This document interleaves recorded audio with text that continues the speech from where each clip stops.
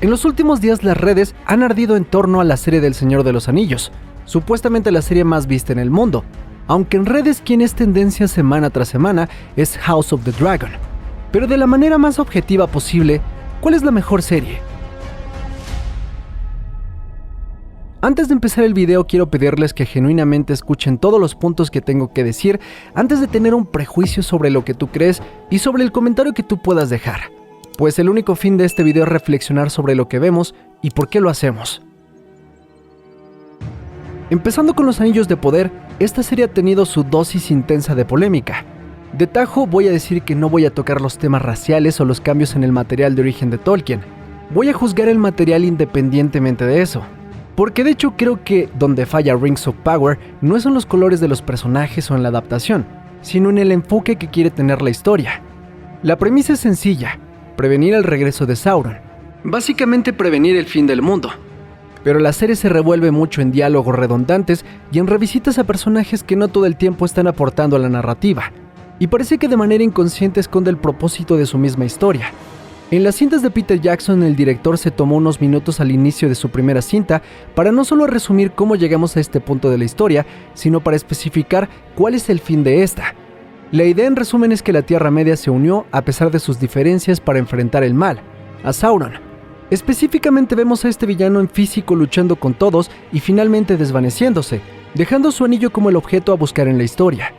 Rings of Power también tiene un flashback para cimentar algo similar, pero queda muy entredicho todo, y lo más importante es que no vemos a Sauron en batalla.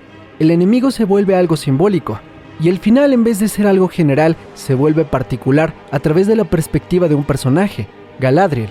Irónicamente, ambos preludios son narrados por el mismo personaje en ambas interpretaciones, solo que, como digo, en la película tiene un mensaje global, mientras que en la serie es particular. Y es que al inicio de la serie, nadie fuera de Galadriel parece recordar o conocer a Sauron. Y es que si nos damos cuenta en el flashback, no vemos a Sauron peleando, solo lo vemos como un fantasma. En la serie el villano se vuelve intangible, es una idea. Incluso sin un anillo que testifique la existencia del enemigo, la batalla es difusa. Esto hace que la serie de Rings of Power sea un poco cansada, porque para el espectador no hay un objeto o sujeto inequívoco al cual odiar. Eso complejiza de cierta manera la historia del Señor de los Anillos, porque no lo hace algo de buenos contra malos. Pero al mismo tiempo la premisa sigue siendo en esencia la misma, y si la esencia es la misma y es sencilla, el enfoque se vuelve disperso y más difícil de seguir. Aunque ya entrados en algunos episodios, he de decir que el propósito existe en la serie, y creo que es intencional el complejizar el objetivo, quizá no en beneficio de la narrativa, pero sí de la evolución de las historias de Tolkien para un nuevo siglo. En el caso de Galadriel, por ejemplo, el hecho de que el villano no sea tangible tal cual, hace que ella tenga un conflicto ideológico casi insustentable, pero que a la postre lo vuelve más interesante. En la víspera de arribar a Valinor, la tierra prometida para los elfos, la mujer decide escuchar a su intuición y renuncia básicamente al mejor de los regalos para uno de su especie, renunciando a su beneficio personal por un bien mayor. Tal es el caso del personaje Nori Brandyfoot, que si me permiten decirlo, es una de las líneas argumentales que más hueva me dan, pero aún así, si analizamos su porqué, descubrimos que va en línea con todo el argumento. Ella, al ver a un hombre que cae de los cielos, sabe que no debe de ayudarlo, porque su clan es tan sectario y reclusivo que el simplemente entablar una amistad con él puede costarle ser expulsada. Sin embargo, ella confía en que ayudarlo es lo correcto, al punto que termina comprometiendo la integridad de su padre y hace que excluyan a su familia, dejándolos hasta el final de la procesión, básicamente condenándolos. Sin embargo, el personaje, al obrar bien, incluso en contra de su beneficio propio, es recompensada por la historia, ya que el hombre al que ayudó llega en su momento de necesidad y le ayuda a continuar su camino en el que estaba condenada ella y su familia. Nori, al igual que Galadriel, es la rebelde que el mundo no quiere escuchar, pero que el mundo necesita. Si analizamos a los demás personajes, notaremos que todos son el underdog, el paria de su clase que no encaja, pero que moralmente están arriba porque evitan los prejuicios y se pasan por encima de las leyes antiguas en pro de siempre ayudar y eventualmente de salvar al mundo. El regreso de Sauron ejemplifica la ignorancia autoimpuesta, la arrogancia y el cinismo del mundo. Los personajes protagónicos, aunque molestos o testarudos, son los héroes por ser fieles a quienes son y por ende quienes van a salvar a la Tierra Media. En este caso debo de decir que Rings of Power tiene una tesis interesante. Sin embargo, eso no exime que en muchos momentos digas, güey, ya entendí, ya podemos avanzar por favor. Podría reiterar con esto que la serie de los Anillos de Poder no es un desperdicio, en el fondo tiene un sustento, y si puedes pasar de largo lo de la adaptación y colores de personajes, realmente hay algo detrás. Ahora bien, en su propuesta ideológica y filosófica, su tesis es puramente ingenua, porque de cierta manera así eran las historias de Tolkien. Es el bien contra el mal, el triunfo del idealismo, el valeroso, el honesto, el puro vencerá sobre la oscuridad del mundo. Pero ya sabemos que eso no es muy real en 2022. Aquí es cuando entra House of the Dragon y Game of Thrones.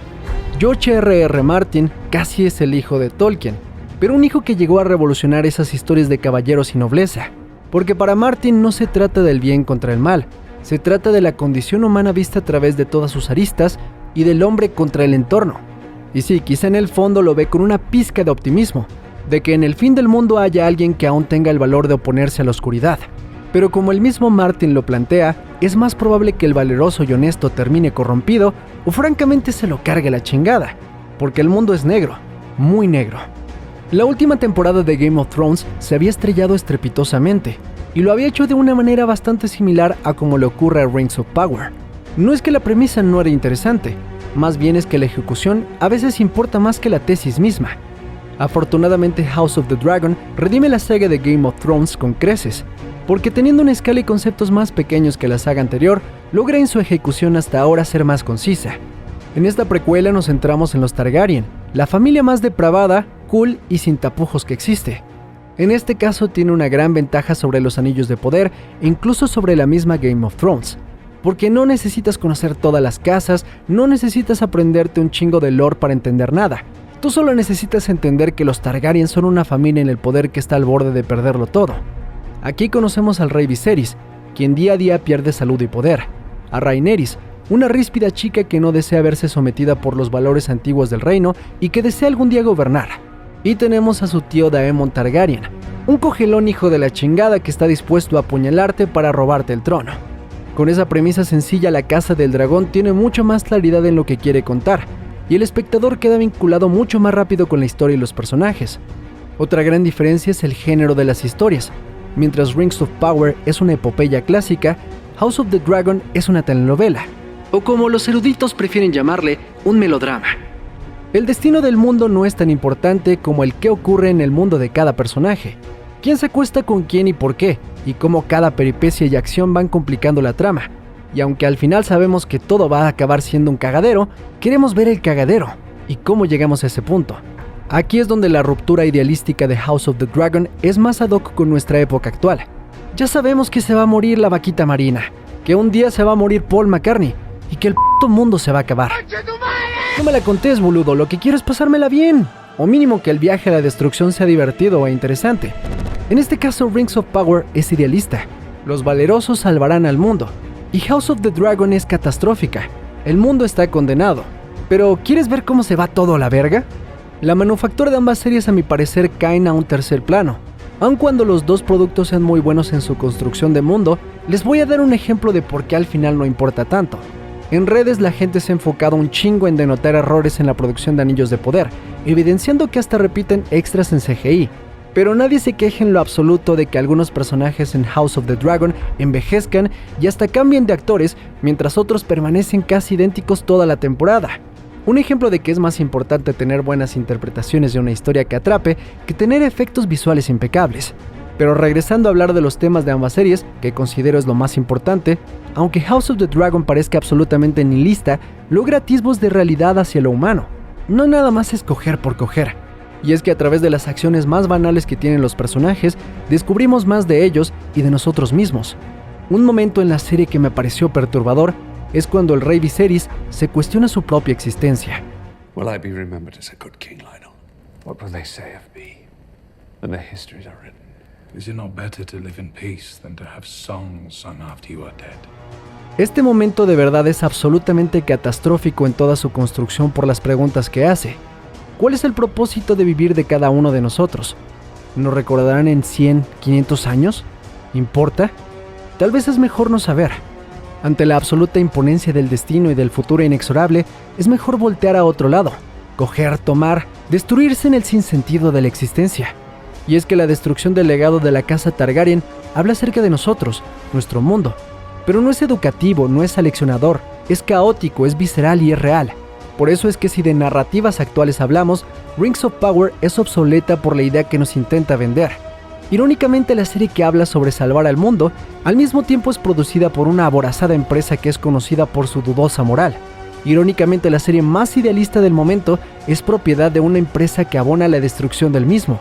Mientras que la empresa que está al borde del colapso económico, voltea y dice: si nos vamos a ir a la verga, nos vamos a ir bebiendo.